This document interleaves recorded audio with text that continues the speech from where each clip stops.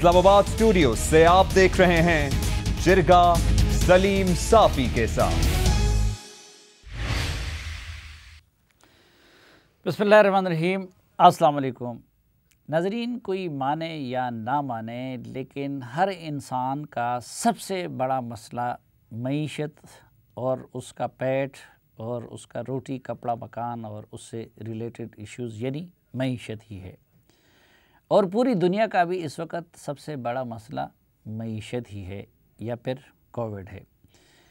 लेकिन बदकिस्मती से पाकिस्तान को एक ऐसी सियानी हुकूमत मिली हुई है और एक ऐसी निकम्मी अपोजिशन मिली हुई है कि वो दोनों इन असल इश्यूज़ को कभी भी ज़ेर बहस आने नहीं देते। हुकूमत की एक सोची समझी हिकमत अमली है और तर्जुमानों की एक फ़ौज भर्ती की गई है कि वो रोज़ाना अपोजिशन को लताड़ के और सियासी इश्यूज़ को उछाल के और चोर चोर कह के मामले को दूसरी तरफ ले जाएं, ताकि मुल्क की मईशत का इस वक्त जो हालत है उसका सही अंदाज में तज्ज़िया ना हो सके।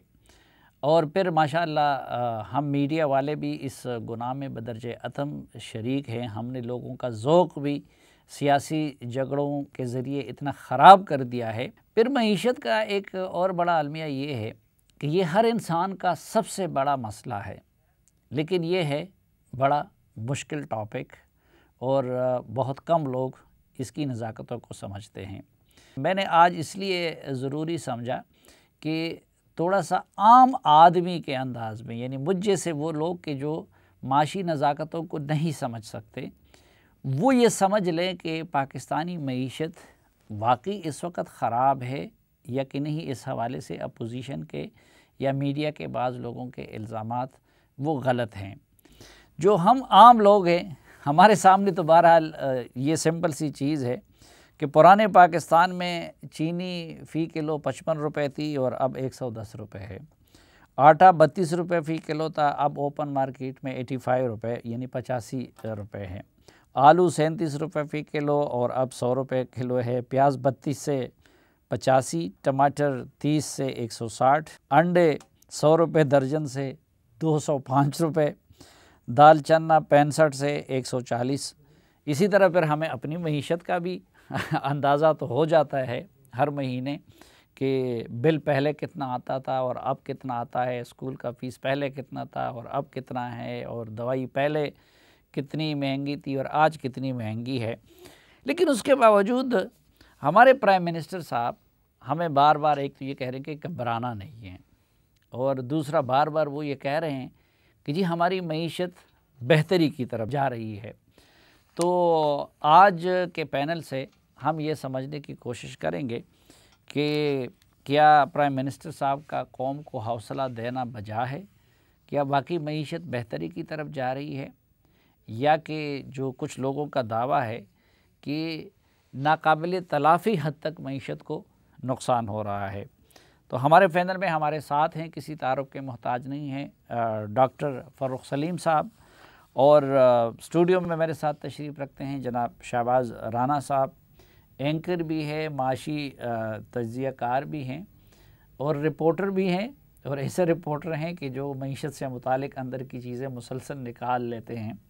और फिर मेहताब हैदर साहब हमारे सीनियर हैं, किसी तारुफ के मोहताज नहीं हैं, वो भी मईशत को न सिर्फ ये कि समझते हैं बल्कि हुकूमती ईवानों के अंदर जो मईशत से मुतालिक अंदर के मामलात होते हैं उससे भी आगाही रखते हैं। तो डॉक्टर फ़र्रुख सलीम साहब, आप बड़ी मेहनत भी करते हैं, हमारे लिए मामले को आसान भी बनाते हैं। तो पहले तो एक मजमूई जायज़ा हमारे सामने रख लीजिए कि आप जैसे माहिरीन जिन बुनियाद पे तज्ज़िया करते हैं कि मईशत अच्छी है या बुरी है, तो हम घबरा जाएं या कि मुतमईन हो जाएं? प्राइम मिनिस्टर साहब के जो एतमाद है उस पर यकीन कर लें या कि नहीं तशवीश में मुब्तला हो जाए? सूरत हाल क्या है? देखिए साफ़ी साहब, पहली बात यह है कि मेरा मशवरा आपसे ये है कि मईशत दानों से आप जितना दूर रह सकें उतना दूर रहने की कोशिश करें। ये मईशत दान हैं, ये वज़रा के कानों में, इवन वज़ीर आज़म साहब के कानों में ऐसी ऐसी इस्तिलाहें डाल देते हैं जिसका आम आदमी से कतन कोई ताल्लुक नहीं। अब पिछले साल भर से हम एक इस्तेलाह सुन रहे हैं, करंट अकाउंट सरप्लस। अब आम आदमी से इसका क्या ताल्लुक है? फिर महीना भर पहले से हमने सुनना शुरू कर दिया लार्ज स्केल मैन्युफैक्चरिंग।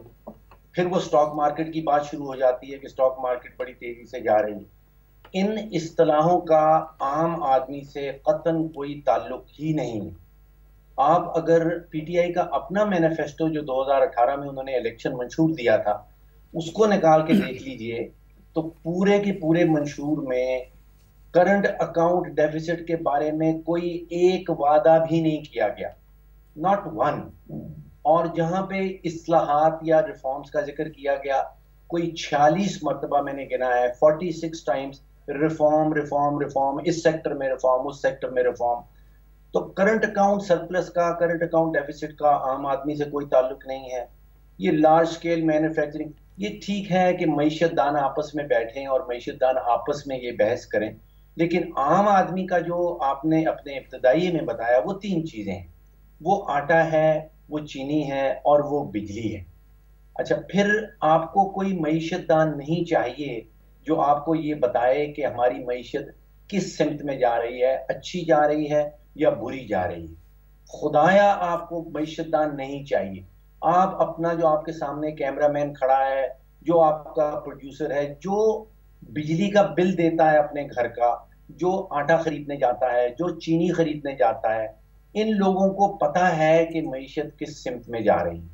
तो आपको ना तो कोई वजीर आजम चाहिए, ना आपको कोई वजीर चाहिए, ना आपको कोई मईशत दान चाहिए जो आपको आके ये बताए कि भाई आपकी मईशत कैसी जा रही है। शहबाज राना साहब, कैमरामैन बेचारे की तो जो हालत है वो तो हमें सबको पता है कि जितनी मुश्किल ज़िंदगी, कैमरामैन नहीं हम जैसे लोग भी जितनी मुश्किल ज़िंदगी आज गुजार रहे हैं इक़्तिसादी हवालों से, माशी हवालों से, तो कभी पहले नहीं गुजारी थी। लेकिन जो इंडिकेटर्स होते हैं उस पे अगर हम अपनी मईशत को परखें तो क्या क्या इंडिकेटर्स हैं कि जो एक्चुअली तनज़ुल की तरफ जा रहे हैं और कौन से ऐसे इंडिकेटर्स हैं जो मईशत की बेहतरी की अलामत है? क्योंकि प्राइम मिनिस्टर साहब ये मानते हैं कि हाँ जी इस वक्त महंगाई भी है और इस वक्त सब कुछ है, लेकिन ये पिछले अदवार का है और अब हम मईशत को सही ट्रैक पे ला चुके हैं। तो कुछ इंडिकेटर्स ऐसे हैं कि जो वाकई मईशत को सही ट्रैक पे ला चुके हैं? साफ़ी साहब, आपके सवाल का जवाब देने से पहले मैं कुछ आपको कंग्रेचुलेट करना चाह रहा हूँ। ये जो आपने वज़ीर-ए-आज़म साहब की कुछ स्पीचेस में से शॉर्ट्स निकाल के चलाए ना, ये बड़े खूबसूरत आपने उसका इम्तजाज था। वो 90 दिन की बात कर रहे थे, 2.5 ईयर्स हो गए हैं और 21 या 22 दिसंबर को वो ख़ुद मान गए हैं कि जो इनएक्सपीरियंस लोग हैं उनको इक़्तिदार में आना नहीं चाहिए, पहले ट्रेनिंग लेनी चाहिए। तो अपने ही बात की उन्होंने वहाँ से नफ़ी कर दी। दूसरा उन्होंने कहा जी कि कर्ज़ों में इजाफे, मुल्क जो है वो डूब गया था कर्ज़ों में। जब ये लोग इक़्तिदार में आए थे तो पाकिस्तान के जो कर्ज़े थे इसकी इकॉनमी के 72% के बराबर थे, जो 2 साल के अरसा के दौरान, बल्कि पहले ही साल में उसमें 15% इजाफा हुआ और वो 87% ऑफ GDP। आपका मुल्क इस वक्त तकरीबन मुकम्मल तौर पर कर्ज़ों में डूब चुका है। पहले भी डूब रहा था, अब मुकम्मल तौर पर तकरीबन डूब चुका है। उन्होंने एक्सचेंज रेट की बात की, आपने जो उनका शॉर्ट सुनवाया, एक्सचेंज रेट जब ये लोग इक़्तिदार में आए थे 124 रुपये का था, 128 पे प्राइम मिनिस्टर आपको बड़ी तकलीफ हुई थी और होनी भी चाहिए थी। 168 पे गया, अब वापस कोई $1 के साथ, $1 के मुकाबले में 160 के ऊपर। तो ये चंद बड़े चीज़ें हैं जो आपको बताती हैं कि वज़ीर-ए-आज़म इमरान खान साहब जो कहते थे वो करने का उनका इरादा नहीं था। डॉक्टर फ़ारूक सलीम साहब ने बहुत खूबसूरत बात कही है कि जो डिबेट है वो उन्होंने डाइवर्ट कर दी है। अब जो सारी बात घूम फिर के आ जाती है वो करंट अकाउंट के ऊपर। करंट अकाउंट को इस हद तक आप उसको कह सकते हैं, आपको पता है कि ये आपके पाकिस्तान की गैर मुल्की जितनी आपने अदायगियाँ करनी होती है, जो बाहर से वसूलियाँ होती हैं, उसके दरमियान एक फ़र्क होता है और उतने ही आपको डॉलर्स चाहिए होते हैं उसको ब्रिज करने के लिए, उसकी फाइनेंसिंग के लिए। तो आपको अभी भी जितना बावजूद इसके इतना बेतहाशा आपका कर्जा बढ़ रहा है, अभी भी चूँकि करंट अकाउंट आपका सरप्लस में है, अभी भी रिलेटिवली आपको कम कर्जे लेने पड़ रहे हैं। आप GDP की बात कर लें, आपकी मैशत की तरक्की की शरह 5.6% थी। ये कहना बहुत आसान है कि 2018 में जो 5.5% तरक्की की शरह थी वो कर्जे लेके की गई थी, आपने दुगने कर्जे लिए। उसके बावजूद पहले साल में 1.9% तरक्की की शरह दूसरे साल में मनफी थी। चलें उसमें कोरोना वायरस की वजह से भी एक फैक्टर था, कोरोना वायरस ना भी होता तो जो अदादोशुमार आ रहे थे, आपने 1.5 से 2% से ज़्यादा तरक्की नहीं करनी थी पीटीआई की दूसरी हुकूमत में। इसी तरह जो असल जो चीज़ है बेरोज़गारी और गुर्बत, आपने कैमरामैन की बात की ना, हम सब यहाँ पे जो लोग बैठे हैं सैलरीड क्लास से बिलोंग करते हैं। सबसे बड़ा इस वक्त जो अलमिया है ना, ये तो छोड़ दें कि इन्होंने 1 करोड़ नौकरियाँ दी, इसको एक साइड पे कर दे। वज़ीर-ए-आज़म इमरान खान को बाकायदा तौर पर सरकारी तौर पर ये नहीं पता कि उनके मुल्क में इस वक्त कितने लोग बेरोज़गार हैं और कितने लोग गुर्बत की शरह से नीचे रह रहे हैं। ये उनको पता नहीं है, उनको नहीं पता, वज़ीर ख़जाना को नहीं पता, वज़ीर प्लानिंग को नहीं पता, वज़ीर तजारत को नहीं पता, काबीना को नहीं पता, मुझे नहीं पता, आपको नहीं पता। आपके मुल्क में इस वक्त जो बेरोज़गारी के जो अदादोशुमार हैं और जो गुर्बत के, वो 4 साल पुराने हैं। इस हुकूमत को इक़्तिदार में आए हुए 2.5 ईयर्स हो गए हैं, इन्होंने अभी तक कोई एफर्ट नहीं की कि आपको नंबर्स पता चल जाए। आप तरक्की कैसे अपनी करना चाहेंगे मैयर? अच्छा मेहताब साहब, ये पहले तो कहते थे यार चोर हैं, चोरों की हुकूमत है, वज़ीर-ए-आज़म भी चोर थे तो इसलिए ये पैसा वो चोरी करते थे। अब उनका दावा है कि जी ना वो चोर हैं ना चोरी करने दे रहे हैं। लेकिन हमें फ़ारूक सलीम साहब रोज़ाना आदादोशुमार बताते हैं कि भाई अगर आटा इतना महंगा हो गया है तो इतने 100 अरब रुपए यहाँ पे चला गया है। आज उन्होंने बिजली के हवाले से दिया है कि भाई ये अगर हुआ है IPPs का तो उसमें इतने अरब रुपए चले गए हैं। तो ये जो हर चीज़ महंगी हो रही है और तो ये पैसा कहाँ जा रहा है? देखिए सर, मैं आपको बुनियादी बात बताऊं कि देखें, इमरान खान साहब ने तब्दीली का वादा किया था, लेकिन उन्होंने ये नहीं कहा था कि अच्छी तब्दीली आएगी या बुरी तब्दीली आएगी। अब ये पाकिस्तान के लोग बताएंगे कि अच्छी है या बुरी है। मैं सिर्फ रिकॉर्ड पे कुछ चीज़ें आपके सामने रख देता हूँ। देखें, पीपल्स पार्टी के दौर में 6000 अरब रुपए आपका टोटल डेट एंड लायबिलिटीज़ थी जी। मुशर्रफ साहब के ज़माने में। जो पीपल्स पार्टी का दौर ख़त्म हुआ तो ये तकरीबन 13-14 हज़ार बिलियन तक पहुँच गई। ठीक। फिर नून लीग के ज़माने में ये 29,000 अरब रुपए तक ये पहुँची। तो ये कहा गया कि 13 से 14 अरब रुपए, हज़ार अरब रुपए का इजाफा किया गया। इनके 2 सालों में वो 44.5 ट्रिलियन तक वो पहुँच चुकी है। यानी अगर 5 साल इनको पूरे मिलते हैं तो ये पाकिस्तान के जो पब्लिक डेट एंड लायबिलिटीज़ में उसमें एक रिकॉर्ड बनाएंगे। एक तो पहले ये रिकॉर्ड, जिस तरह तेज़ी से ये जा रहे हैं, एक नया रिकॉर्ड बनने जा रहे हैं। दूसरा मैं आपको बताऊँ जो सबसे इंपॉर्टेंट इंडिकेटर है मेरी नज़र में, वो है GDP ग्रोथ का। राना साहब ने आपको बताया कि पहले साल में 1.9 और सेकेंड ईयर में 0.4। ये 1952 के बाद ये सबसे ज़्यादा वर्स्ट परफॉर्मेंस है। कोविड को आप अगर एक टाइम पे साइड पे भी कर दें तो जो उस टाइम प्रोजेक्शंस आ रही थी वो 1.5 से 2% के दरमियान थी। इन्फ्लेशन को अगर आप देखें, जो कि प्राइस हाइक जिसका हवाला आपने दिया शुरू, महंगाई बेसिकली वर्ड में इनके 2 सालों में डबल डिजिट के अंदर रही है। नून लीग जो कि जिनको बकौल इनके कि वो करप्ट थे, उनके आखिरी साल में 4.5% यानी 4% के लगभग तकरीबन वो थी। Double digit inflation, lowest growth. इसका वाज़े मतलब ये है कि पाकिस्तान में, इन्होंने बिल्कुल ठीक कहा कि गुर्बत के एदाद व शुमार नहीं है और बेरोज़गारी के एदाद व शुमार भी नहीं है। हालांकि मैं आपको ये भी बता दूं कि उसका फाइनल डेटा सेक्रेटरी प्लानिंग की टेबल पे पिछले 1.5 साल से पड़ा हुआ है, लेकिन वो उसको अप्रूव करने की ज़हमत गवारा नहीं कर रहे। तो एक तो उसकी जो अनएम्प्लॉयमेंट का डेटा है वो बड़ा फ्लॉड है, वो बड़ा यानी फाइट डेटा है पाकिस्तान में। तमाम इकोनॉमिस्ट इसके ऊपर है, लेकिन कम अज़ कम आपको डेटा रिलीज़ तो कर देना। वो डेटा रिलीज़ करने की हिम्मत ही नहीं कर रहे। और जो गुर्बत का है वो भी उनके पास पड़ा हुआ है और एक कमेटी बनाई हुई है उन्होंने, लेकिन वो भी रिलीज़ नहीं हो रहा। तो ये तमाम के तमाम जो रिकॉर्ड है ये हिस्टोरिक रिकॉर्ड है। और आखिरी बात, जो फिस्कल डेफिसिट है, बजट डेफिसिट, यानी आपका इनकम और एक्सपेंडिचर्स का जो गैप है, वो भी माशाल्लाह एब्सोल्यूट टर्म्स में पाकिस्तान की हिस्ट्री में इतना नहीं हुआ जितना इनके ज़माने में हुआ। और इसी वजह से आपको कर्जे लेने पड़ रहे हैं। हालांकि ये कह ये रहे हैं कि हम पिछले कर्जे अदा करने के लिए हैं, बिल्कुल ये गलत है। आपका जो नेट एडिशन है वो पिछली सारी हुकूमतों के मुकाबले में बड़ी तेज़ी से उसके अंदर इजाफा हो रहा है। रिकॉर्ड सारे बना रहे हैं, लेकिन रिकॉर्ड बुरे खराब है, लेकिन मीडिया की भी खराब है, और जो थोड़ी बहुत मईशत उसकी चलती है तो वो ब्रेक से चलती है। एक मुख्तसर सी ब्रेक लेते हैं, वापस आएंगे तो गुफ्तगू का सिलसिला यहीं से आगे बढ़ाएंगे।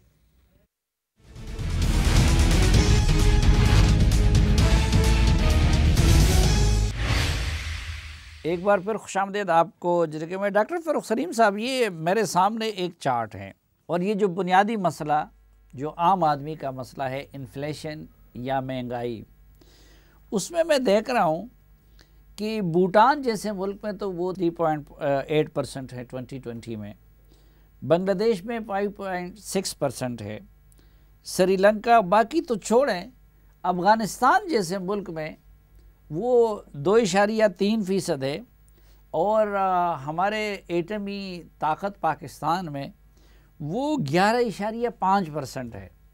अब ज़ाहिरी बात है कोविड भी तो बाकी ममालिक में हैं, सब चीज़ें। इसकी आप एक तो ये कि क्या ये वाकई इस तरह है कि इस वक्त हमारे यहाँ महंगाई या इन्फ्लेशन की शरह वो पूरी दुनिया में या इस रीजन में सबसे ज़्यादा है, और फिर इसकी वजह क्या है? साफी साहब, ये आपने महंगाई का रेट बता दिया कि किस रेट से जो है वो महंगाई बढ़ रही है। मेरा फोकस रहता है खुराक की कीमतों में महंगाई, और उसकी वजह यह है कि तकरीबन 70 से 80% पाकिस्तानी ऐसे हैं जो तकरीबन 70 से 80% अपनी आमदन का हिस्सा जो है वो खुराक पे खर्च कर देते हैं। तो खुराक की कीमतों में कितना इजाफा आ रहा है, ये जो महंगाई का दूसरी लहर आई थी इस साल के शुरू में, वो इनको खुराक की कीमतों को तकरीबन 23-24% में 23-24% का इजाफा आ गया था उनमें।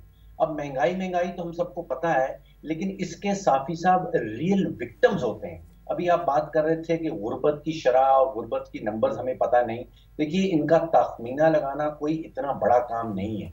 जो सर्वेज 2018 में आ रहे थे उसके हवाले से तकरीबन 30% पाकिस्तान की आबादी जो है, आप समझ लीजिए कि 7 करोड़ पाकिस्तानी शराय गुर्बत से नीचे रह रहे थे आज से 2.5 साल पहले। आज वही फिगर जो है वो तकरीबन 9 करोड़ पाकिस्तानियों की आ रही है कि 9 करोड़ पाकिस्तानी शराय गुर्बत से नीचे रह रहे हैं। अब ये इतना बड़ा नंबर है, दुनिया के बेशुमार ममालिक ऐसे हैं जिनकी टोटल आबादी 9 करोड़ की नहीं होती। मैं हैरान परेशान हो जाता हूँ जब ये 9 करोड़ पाकिस्तानी मुझे नजर आते हैं और कहा जाता है कि वो शराय गुर्बत से नीचे रह रहे हैं। अच्छा, मिडिल क्लास का भी एक इशारिया देख लीजिए। 2-2.5 साल पहले वर्ल्ड बैंक की जो डेफिनेशन आती है वो कहते हैं कि जी जो भी शख्स $10 रोजाना की कमा रहा है वो मिडिल क्लास में आ जाता है।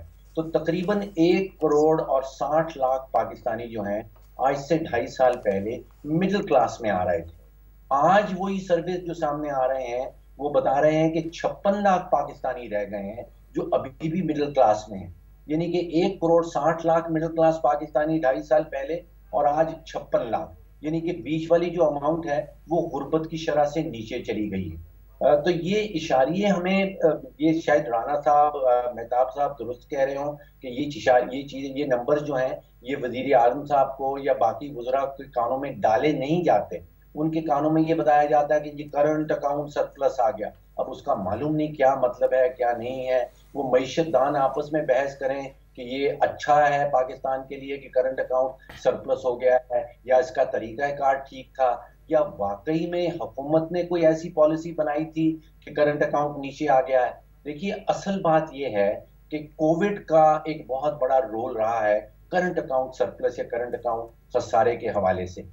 एक तो रेमिटेंसेस बढ़ गई, वो न सिर्फ पाकिस्तान में बढ़ी, पाकिस्तान में कोई 27% बढ़ी हैं, बांग्लादेश में 41% बढ़ी हैं, फिलीपींस में बढ़ी हैं, इंडिया में बढ़ी हैं। तो ये हुकूमत की किसी पॉलिसीज की वजह से नहीं बढ़ी, ये कोविड के नतीजे में क्योंकि हवाले का बिजनेस बंद हो गया तो ये अमाउंट जो है ये आपके बैंकिंग चैनल्स के आने के थ्रू आना शुरू हो गई। आप देखिए कि करंट अकाउंट सरप्लस का मामला ये है कि आपने और मैंने और बहुत सारे पाकिस्तानी जो मुल्क से बाहर जाया करते थे वो बाहर नहीं जा पाए, उन्होंने टिकट्स नहीं खरीदे जो 500 से 600 मिलियन डॉलर के टिकट बन जाते हैं। आपने मैंने बाहर जाके क्रेडिट कार्ड इस्तेमाल नहीं किया, बाहर जाके होटल्स में नहीं रहे।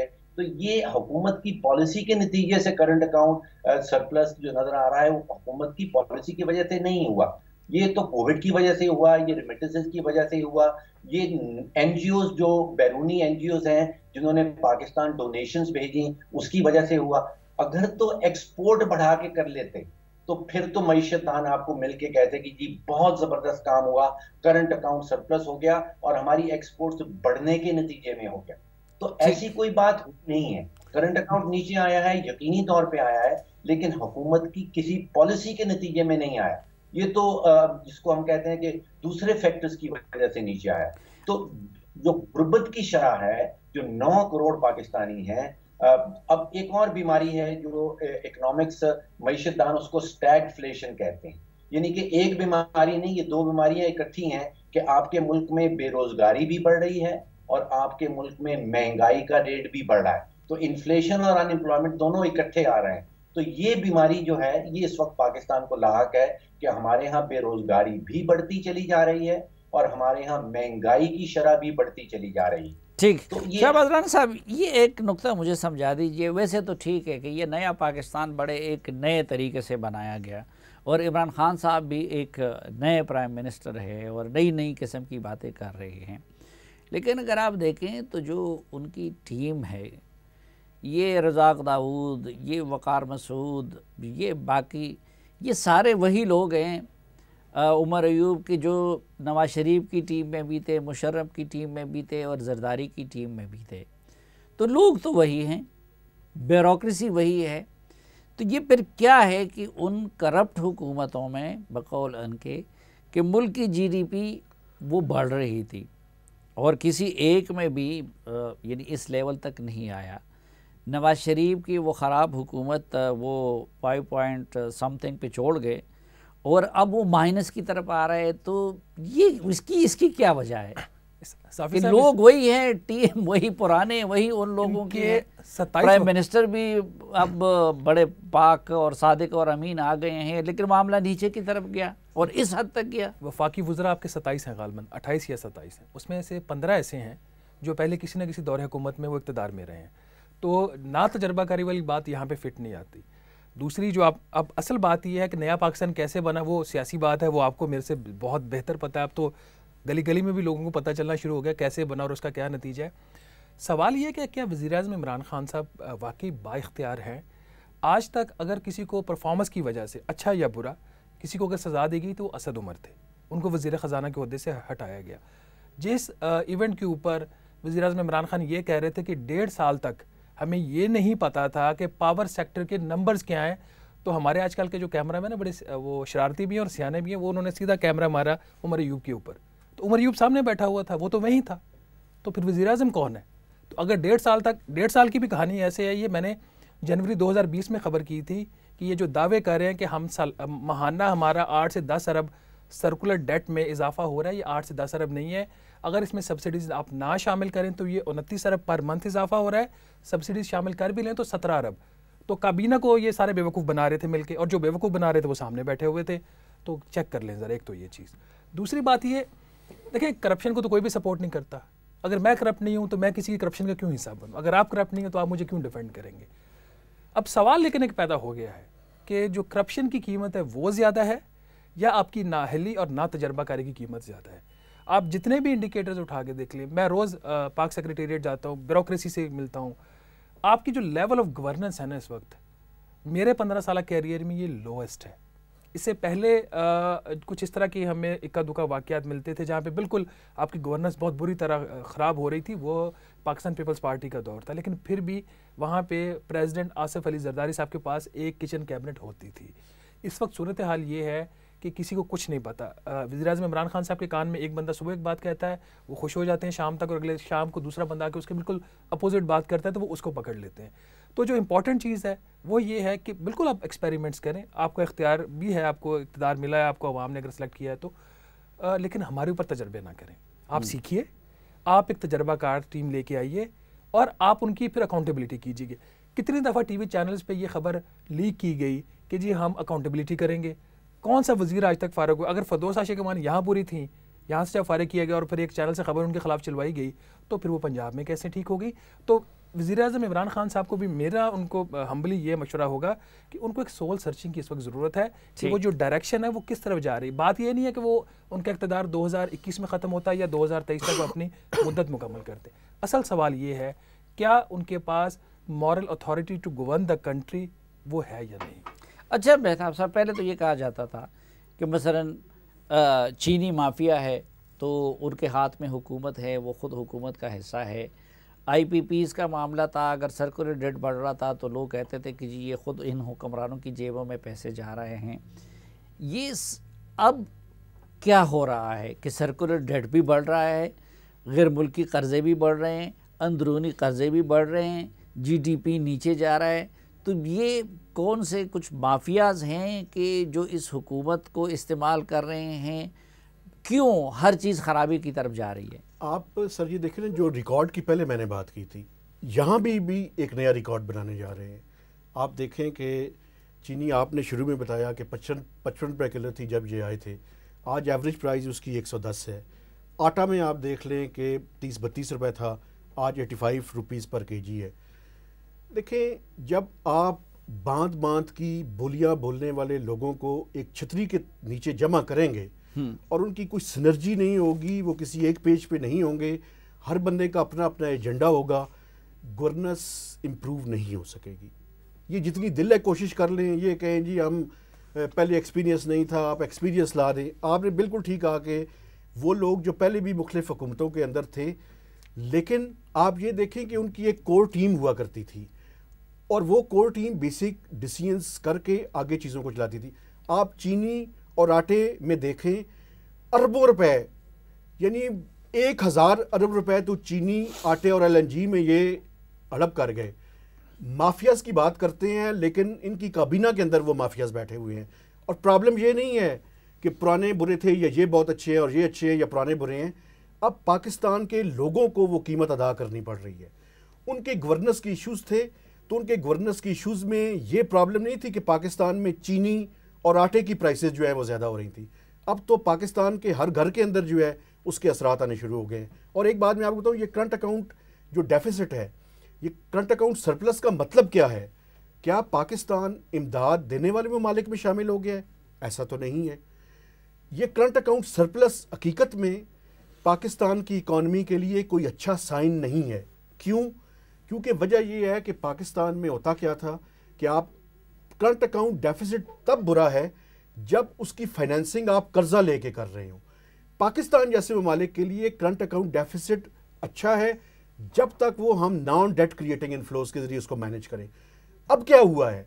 अब ये हुआ है कि आपकी इकॉनमी स्लो डाउन हो गई है, आपकी इंपोर्ट्स कम हो गई हैं, एक्सपोर्ट्स तो आपकी बड़ी नहीं है बेसिकली।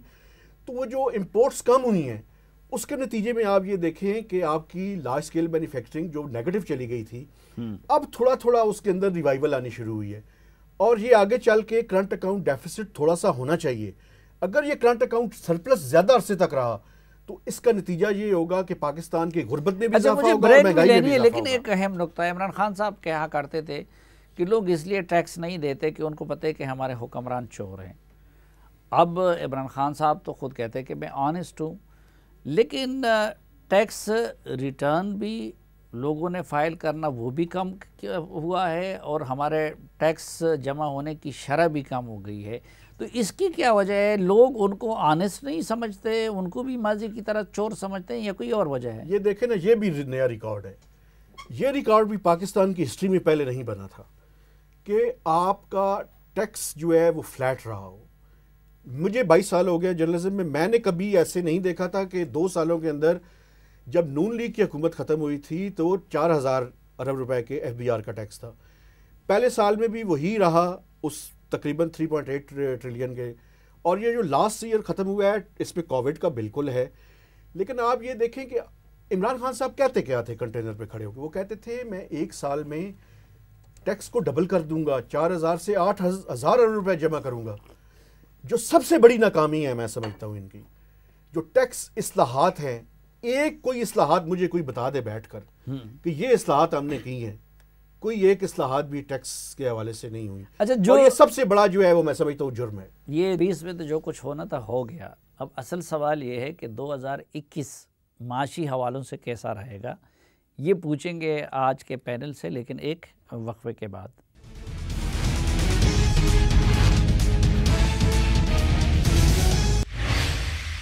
एक बार फिर खुशामदीद आपको जिरगे में। और डॉक्टर फ़ारूक सलीम साहब, 2019 में तो खान साहब ने हमें कहा था एंड पे कि 2020 रोज़गार का साल होगा, इसका साल होगा, तो कोई इम्कान है कि 2021 बेहतर हो 2020 से? साफी साहब, एक बहुत ही बुनियादी नुक्ता आपके सामने रख देता हूँ कि मईशत का और सियासत का दुनिया भर में एक बहुत ही गहरा ताल्लुक होता है। और वो कहते हैं कि जिस मुल्क में सियासी अदम इस्तेहकाम रहेगा उसकी मईशत जो है वो सीधी सिमत में नहीं चल पाएगी। तो ये दुनिया भर के ममालिक के ऊपर भी लागू होता है, ये पाकिस्तान के ऊपर भी लागू होता है। अब हमारे यहाँ आप देखिए कि हमारी जमहूरियत के जो दो पहिए हैं, एक अपोजिशन और दूसरा हुकूमत, उनका तकरीबन 100% फोकस जो है वो इस वक्त सियासत के ऊपर है। और जो उनका जमहूरी हक है एक दूसरे से इख्तलाफ करना, उससे मामला कहीं बहुत आगे चला गया है। यहाँ पे कोई जमहूरी इख्तलाफ नहीं हो रहा, यहाँ पे तो दुश्मनी पैदा हो गई है, यहाँ पे वो एक इंतकाम की सियासत शुरू हो गई है। अब हमारे यहाँ आप तारीख खोल के देखिए कि सियासत और मौसम का भी एक बड़ा गहरा ताल्लुक रहा है। यानी कि मौसम, जब सर्द मौसम होता है, ये जनवरी दिसंबर का महीना, इसमें एहतजाजी सियासत नहीं हो पाती। तो मुझे महसूस ये हो रहा है कि फरवरी के मिडल में जाके ये जो सड़कें गर्म होने वाला मामला है, यानी कि सियासी आदम इस्तेहकाम जो है वो मुझे बढ़ता हुआ नजर आ रहा है। क्योंकि हमारे यहाँ सिचुएशन कुछ ऐसी है कि हुकूमत भी तसादुम की तरफ जा रही है, ऑपोजिशन भी तसादुम की तरफ जा रही है। होना ये चाहिए कि हुकूमत की पूरी कोशिश होनी चाहिए कि किसी तरह से सियासी दर्जा हरारत को नीचे लाया जाए। यानी खराबी का खतरा है, लेकिन आपको बेहतरी की कोई उम्मीद नजर नहीं आती? मुझे बेहतरी की उम्मीद इसलिए नजर नहीं आ रही बिकॉज सियासी अदम इस्तेहकाम जो है वो मुझे लगता है बढ़ता चला जाएगा। और दूसरा ये मामला कि जो कमजोरियां हमारी मईशत में हैं, अगर आप मंशूर उठा के देखें पीटीआई का, तो मेरे नजदीक पीटीआई का मंशूर जो है बाकी सारे पार्टीज के मंशूर से सबसे जबरदस्त था कि उसमें एक्चुअली उन्होंने आइडेंटिफाई कर दिया था कि पाकिस्तान की कमजोरियां क्या हैं, एंड राइटली आइडेंटिफाई, और उन्होंने उसके हल भी बता दिए थे। अब प्रॉब्लम ये आ रहा है कि कॉन्फ्लिक्ट ऑफ इंटरेस्ट काबीना के अंदर जो तजाद हैं, जो तजादात हैं मुफादात के, क्या वो 2021 में खत्म हो जाएंगे? क्या वजीर आजम साहब का जो परफॉर्मेंस क्राइटेरिया है, देखिए अभी इस वक्त वज़रा को इस तरह जांचा जाता है कि उनकी मीडिया में कैसी परफॉर्मेंस है, क्या ये परफॉर्मेंस क्राइटेरिया वजीर आजम साहब जो है बदल देंगे या नहीं बदल पाए?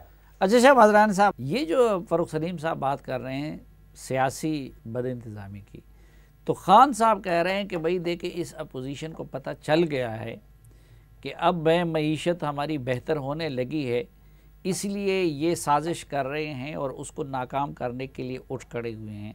तो कोई वाकई इस तरह का था कि अगर अपोजिशन आराम से बैठ जाए तो इस साल में 2021 में मईशत कुछ बेहतर हो सकती है? सर वो इंग्लिश का एक मुहावरा है, अगर मैं उसको करेक्टली इस वक्त मैं उसको रिकॉल करूं, अगर कोई चीज़ अच्छी हो रही है ना, this is not because of you, it is in spite of you.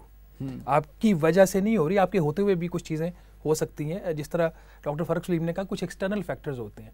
मुझे एक उम्मीद की जो किरण नज़र आ रही है, और अल्लाह करे वो सस्टेन करे, कि टेक्सटाइल सेक्टर में थोड़ा सा लगता है रिवाइवल हो रहा है। और ये मैं हुकूमती अदाद-ओ-शुमार की बात नहीं कर रहा, फैसलाबाद मेरा अपना घर है, वहाँ पे दोस्त है, वहाँ पे बिजनेसमैन है, उनसे मैंने जब चेक किया तो 2 फैक्टर्स की वजह से आपकी बरामदात में ग्रेजुअली आहिस्ता आहिस्ता बेहतरी आ रही है। बहुत एक्सेप्शनल नहीं हो रहा, बट चीज़ें बेहतरी की तरफ जा रही हैं। एक तो ये उसमें कि आपको पता है इंटरनेशनल ट्रेड तकरीबन 6 माह मुअत्तल रही थी, जिसकी वजह से जो बहुत सारी फॉरेन कंपनीज़ थी उनकी इन्वेंट्रीज थी, स्टॉक्स थे, वो ख़त्म हो रहे थे, तो उनके ऑर्डर्स अब बड़ी तेज़ी से आ रहे हैं।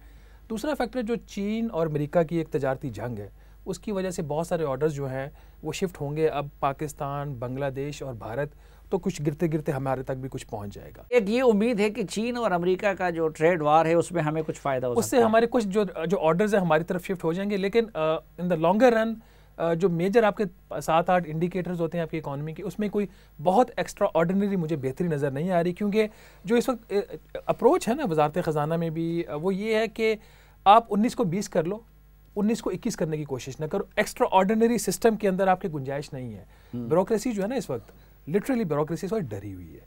उसकी वजह ये है कि जिस तरह के काम हो रहे हैं ना, वो काम करना नहीं चाहते, बहुत ज़्यादा चेक्स एंड बैलेंसेस हैं, नैब के ऊपर ख़ास तौर पर एक्सक्यूज़ मी कोई चेक नहीं है। तो जो चीज़ उनके दौर में गलत थी वो इनके दौर में भी गलत हो रही है, चाहे वो कागज़ों की गलती हो, प्रोसीजर की गलती हो, कुछ हो। तो इसलिए मुझे कोई निज़ाम में कोई बहुत बेहतरी नज़र नहीं आ रही है। मेहता साहब, आपको कैसे लगता है 2021 का साल के मज़ीद ख़राबी होगी, स्टेटस क्वो होगा या बेहतरी के कोई आसार हैं? सर आप ये देखें कि अगर मेन मैक्रो इकनॉमिक इंडिकेटर्स को देखें तो जीडीपी ग्रोथ का जो हुकूमत का अपना टारगेट है वो 2.1% है। जो इंटरनेशनल फाइनेंशियल इंस्टीट्यूशंस कह रहे हैं वो 1 से 1.5% के दरमियान कह रहे हैं। और ये पाकिस्तान के सारे लोग जो इकोनॉमिस्ट हैं, जो इकोनॉमी को समझते हैं, वो ये कहते हैं कि 6 to 7% से अगर ग्रोथ कम हुई ना तो इसके दो मतलब है कि पाकिस्तान की गुर्बत में इजाफा और महंगाई में इजाफा होगा। जो सिल्वर लाइन मैं समझता हूँ वो ये है कि इन्फ्लेशन जो कि इस टाइम डबल डिजिट के अंदर है, ये रिसीडिंग ट्रेंड के ऊपर है, यानी इससे कम होना है। लेकिन ये डिपेंड करता है दो चीज़ों के ऊपर डिपेंड करता है, इस हुकूमत की अला गवर्नेंस के ऊपर, क्योंकि ये कोई डिसीजन किसी टाइम भी ऐसा ले सकते हैं कि जिसके नतीजे में आपकी प्राइसेस ऊपर जानी शुरू हो जाए। मसलन IMF के प्रोग्राम को रिवाइव करने के लिए इन्होंने बिजली की कीमतें बढ़ानी है, तो अगर बिजली की कीमतें बढ़ाते हैं यानी एडमिनिस्ट्रेटिव इन्फ्लेशन को पुश करते हैं तो वो एक अलग मामला है। और दूसरा जो है वो आपने देखा होगा कि जो शिपिंग इंडस्ट्री है वो उस जो इम्पोर्टेड आइटम्स हैं हमारे, शायद हमें वो थोड़े से महंगे आने शुरू हो जाए। तो अगर इनकी गवर्नेंस ठीक रहती है तो इन्फ्लेशन जो है वो सिंगल डिजिट के अंदर जो है वो आ जानी चाहिए। लेकिन ये भी डिपेंड करता है कि अगर ये ना हो कि गवर्नेंस में कोई ऐसा ये इकदाम कर दें कि जिसके नतीजे में फिर इन्फ्लेशन जो है ऊपर चली जाए। और आखिरी बात देखें, जो सबसे बड़ा इमरान खान साहब से मैं समझता हूँ कि इसको क्रिटिसिज्म ना समझे बल्कि मैं उन्हें याद कराता हूँ, उनका ये था कि मैं ठीक जगह पे ठीक बंदा लगाऊंगा। आपके जो पब्लिक सेक्टर इंटरप्राइजेस के लॉसेस हैं ये कम होने, आपने पहले कहा कि हम इनको जो है वो PPP मोड में ले जाएंगे जब तक असद उमर साहब थे, फिर उसके बाद उन्होंने कहा जी हम प्राइवेटाइज करेंगे। आज PSEs के लॉसेस नून लीग के ज़माने से ज़्यादा हो गए हैं और वो जो ठीक बंदा ठीक जगह पे लगाने का इमरान खान साहब का वादा था, वही तो किया। जिसके चीनी में इंटरेस्ट है उसको चीनी के मामला दिए हैं, जिसके ओवरसीज में इंटरेस्ट है उसको ओवरसीज का दे दिया पाकिस्तान के लोगों को सर लॉस हुआ है। और वो लॉस इतना बड़ा है कि जितना FBR का रेवेन्यू है उसके लगभग इनके अगर सारे बुक्स पे ले जाएं तो 3 ट्रिलियन के लगभग इनके लॉसेज हैं, जो कि बहुत ज्यादा हैं। और ये सारी चोरी है, ठीक, और ये सारी पाकिस्तान के लोगों पे बोझ है। इमरान साहब के पास तो अगर नेचुरल तरीके से हो तो अभी 2.5 साल है, लेकिन हमारे पास वक्त ख़त्म हो गया है। लेकिन बहरहाल नाज़रीन, मैं तो आज के पैनल की गुफ्तगू सुन के सच्ची बात यह है कि माशी हवालों से घबरा गया हूँ। लेकिन जो खान साहब को वज़ीर-ए-आज़म बनाने वाले हैं वो घबराए नहीं, क्योंकि खान साहब कहते हैं कि घबराना नहीं, और ख़ान साहब कहते हैं कि अब मईशत बेहतर हो रही है। इजाज़त दीजिए, अल्लाह हाफ़िज़।